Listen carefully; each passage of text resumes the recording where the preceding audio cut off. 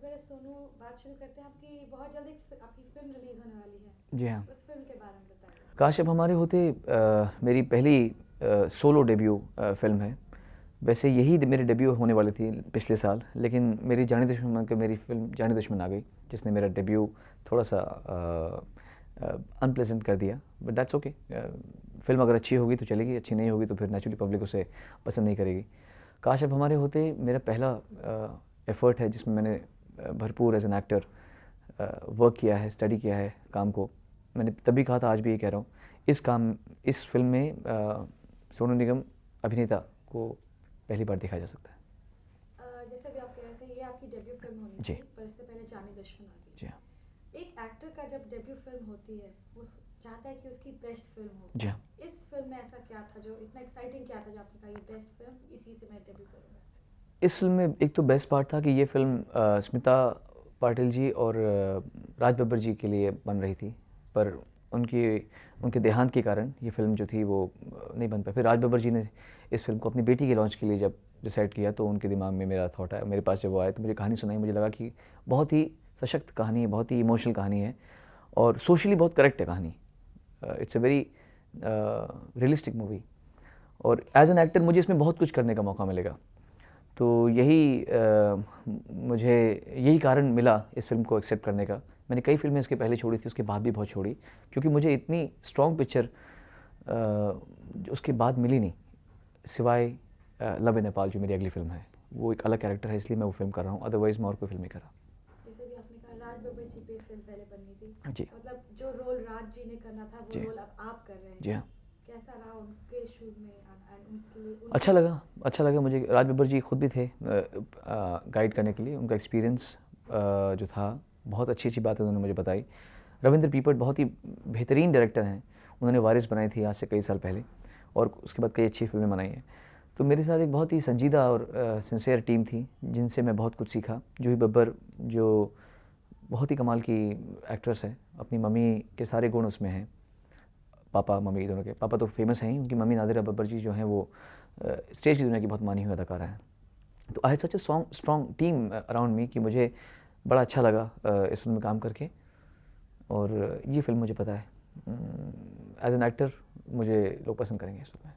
जैसे जूही बब्बर की भी ये पहली फिल्म है, जी। दो न्यूकमर्स का एक साथ काम करना। जी। जूही के पास थिएटर का एक्सपीरियंस है, जी। आपके पास एक फिल्म जाने दुश्मन, तो कैसा था दोनों का काम करना? इनफैक्ट मेरी भी ये पहली शूटिंग थी। जाने दुश्मन मैंने उसके पहले जो भी किया था वो बहुत छोटे मोटे सीन्स थे, भागने के, डरने के, ऐसे ऐसे। पर प्रॉपर काम पहली बार फिल्म में मैंने काश अब हमारे होते में किया था। तो मेरे लिए एक अलग ही एक्सपीरियंस था काम करने का। दोनों ही सीख रहे थे। जूही के पास स्टेज का एक्सपीरियंस था, मेरे पास अपने इमेज का एक्सपीरियंस था। मैं ऑलरेडी वीडियोस कर चुका था और मैं जानता था कि लोग मुझे जानते हैं। तो हम दोनों के पास अपने एडवांटेजेस डिसएडवांटेजेस थे और दोनों ने बहुत अच्छी तरह निभाया आपस में और the outcome has been appreciated. जिन लोगों ने भी फिल्म के थोड़े से भी कट्स देखे हैं सब हिले हुए हैं। सुनो, आपने बहुत हीरोज के प्लेबैक सिंगिंग की। जी। अब खुद उनकी जगह आके हीरो एक कैमरा के सामने आना, कैसा लग रहा था आपको जब फर्स्ट टाइम आपने कैमरा फेस किया? मुझे बहुत सीख मिली। मुझे लगा कि किस तरह और अच्छा गाया जा सकता है, अभिनय कितना अच्छा और किया जा सकता है। क्योंकि जब कोई एक्टर एक्टिंग करता है तो वो क्या उम्मीद करता है, ख़ासतौर से गाना गाने में, जब वो गाने पे पिक्चराइजेशन करते हैं वो लोग, जब डांस करते हैं या परफॉर्म करते हैं, तो अगर किसी सिंगर ने उसको बहुत भावनाओं से गाया हो तो एक्टर का काम बड़ा आसान हो जाता है। तो मुझे रियलाइज़ हुआ कि अब जबकि मैं कोशिश तो हमेशा करता आया हूँ कि अच्छा गाऊँ और एक्सप्रेस ज़्यादा करूँ, गायकी के अलावा एक्सप्रेशन पे बहुत ध्यान देता हूँ मैं पिछले कई सालों से, जब से मैं गा रहा हूँ। अब मुझे और उसकी न्यूएंसेस और मालूम पड़े हैं एज एन एक्टर। तो अब जब मैं गा रहा हूँ तो मैं और ज़्यादा डूब के गा रहा हूँ। सिंगिंग के बाद एक्टिंग के बारे में कैसे सोचा कि हाँ अब मैं एक्टिंग करूँगा? ट्रांजिशन हुआ एक। मैंने कभी एक्टिंग को परस्यू नहीं किया, एक्टिंग ने मुझे परस्यू किया। पिछले 94 में मुझे पहली बार ऑफ़र आया था कहीं बहुत बड़े यश जी के बैनर से। मुझे एक फ़िल्म बन रही थी उस समय, वो नहीं बनी दोबारा क्योंकि मैंने तो पहले ही मना कर दिया था, क्योंकि मेरे दिमाग में सिंगर बनने का भूत सवार था वो।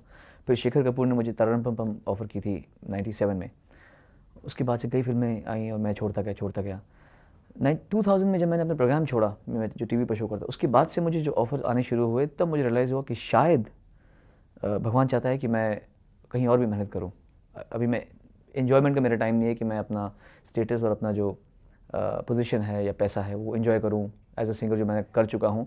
अब मैं रिलैक्स करूँ, पिकनिक पे जाऊँ, हॉलीडेज़ पे जाऊँ।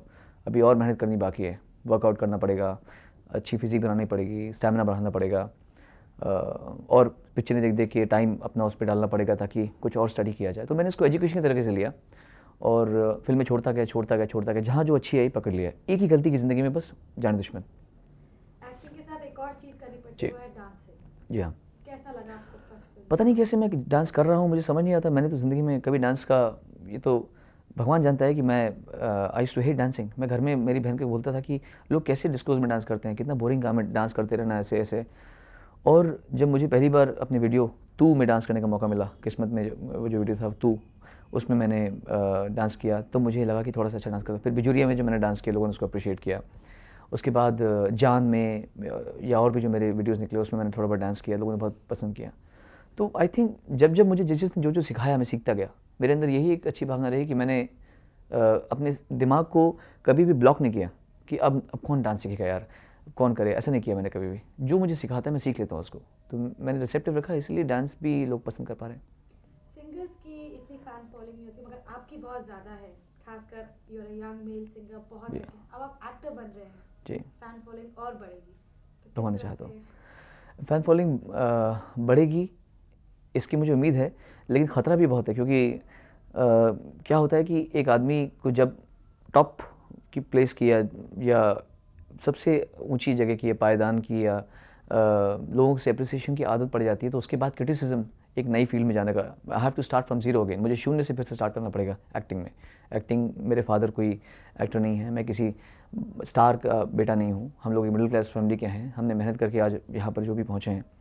तो आप समझ सकते हैं कि एक स्टार पुत्र ना होना कितना बड़ा ड्रॉबैक हो जाता है कभी कभी, कि लोग, आपके पीछे कोई इमेज ही नहीं है, आपके पीछे सिर्फ यही इमेज है कि ये सिंगर है और एक्टर बनने की कोशिश कर रहा है। कोई ये तो समझेगा कि नहीं, मुझे कितने लोगों ने फिल्में ऑफ़र की और मैंने फाइनली एक अच्छी फिल्म को एक्सेप्ट किया। लोग तो यही बोलेंगे कि इसने सिंगर बन के एक्टर बनने की कोशिश कर रहा है। तो अपने हर चीज़ के प्लस पॉइंट्स माइनस पॉइंट्स हैं।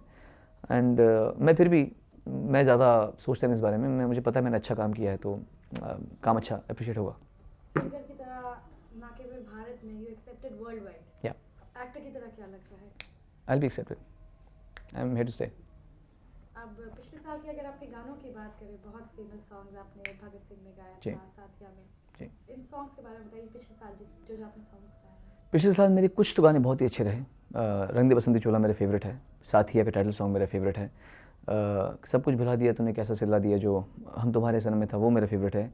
और कांटे में यार मंगिया सी रब्बा तेथो रोके जो गाना था, वो मुझे बहुत पसंद है। इस तरह के गाने जो आए मुझे, और भी मैंने तो आइटम गाने तो बहुत सारे गाए। वो गाया इकल्ले भैये निकल ले भैये समझ ले भैये रे, किसी को पता भी नहीं गाना मैंने गाया, मैंने इतनी आवाज़ बदल के गाया। तो कई तरह का मैंने वर्सटाइल काम करने की कोशिश की। It was pretty good year, देखते हैं इस साल क्या होता है। जैसे भी आपने कहा वर्सेटाइल काम जी। करें, किस तरह से आप डिफरेंट टाइप के सॉन्ग्स गाते हैं? रोमांटिक सॉन्ग गा रहे हैं, इमोशनल सॉन्ग? मैं घर में प्रैक्टिस करता हूँ काफ़ी। मैं घर में सुनता बहुत हूँ और अपनी आवाज़ को, जैसे मैंने पहले कहा कि मैं अपने को एजुकेट करता रहता हूँ कि मैं कुछ नया सुनूँ तो उसकी कॉपी करूँ। ये स्टाइल कौन सा, लैटिनो स्टाइल गाने का कैसा होता है, अरेबिक कैसे होता है, एनरिके इग्लेसियस कैसे गाता है, ब्रायन एडम्स, जो स्टाइल मेरा है ही नहीं, पर मैं कभी कभी कोशिश करता हूँ कि उनके जैसे गला फाड़ के गा सकूँ। तो I just keep on updating my self, and वही चीज़ मुझे रिकॉर्डिंग में काम आती है। एज अ सिंगर आप अपने आप को कैसा रेट करेंगे? एज एन एक्टर आप अपने आप को कैसा रेट करेंगे? आई थिंक क्योंकि मैं एक एक व्यक्तित्व के नाते मैं एक फ़ाइटर हूँ, मैं एक लड़का हूँ। तो as a singer I am a fighter, as an actor I am a fighter. Singer जब मैं बनने आया था तो भी मेरे पीछे कोई बहुत बड़ा बैकग्राउंड नहीं था। मेरे पिताजी ने बहुत लंबी स्ट्रगल के बाद इस पोजीशन पे पहुँचे, तो लड़ के पहुँचे, फाइटर की तरीके से पहुँचे, संघर्ष करके पहुँचे। एक्टिंग में भी मैं चाहता हूँ कि मेरे को संघर्ष ही करना पड़े। एकदम पहली फिल्म अगर चमक जाए तो उम्मीदें बहुत बढ़ जाती हैं। तो अच्छा है, मेरी पहली फिल्म फ्लॉप हो गई, बहुत अच्छा हो गया। तो अब मुझे सही टेस्ट मिल रहा है और कई आदमी सबक सीखता है ज़िंदगी में, और मुझे पता है कि मुझे क्या काम करना है, कैसे काम करना है। मैं उसमें मेहनत कर रहा हूँ। आई एम अ फाइटर, और मुझे पता है कि मेरे काम को लोग मेरी मेहनत को लोग ऐसे अनदेखा नहीं करेंगे, बिकॉज भले ही मीडिया जो कभी कभी बायस हो जाता है, पर आम जनता कभी बायस नहीं होती। आम जनता अच्छे को अच्छा हमेशा बोलती ही है। अगर ऐसा ना होता तो शायद मुझे एक भी अवार्ड नहीं मिला पिछले कई सालों में। लास्ट ईयर मुझे कुछ अवार्ड्स मिले थे, उसके बावजूद भी मैंने बहुत सारे गाने गाए, बहुत नाम कमाया। तो आम जनता को आप झुठला नहीं सकते। काश आप हमारे होते में आपने किस किस टाइप के डिफरेंट रोल सीन किए, जैसे कॉमेडी, रोमांस, किस जगह अपने अपने हाथ ट्राई किया है?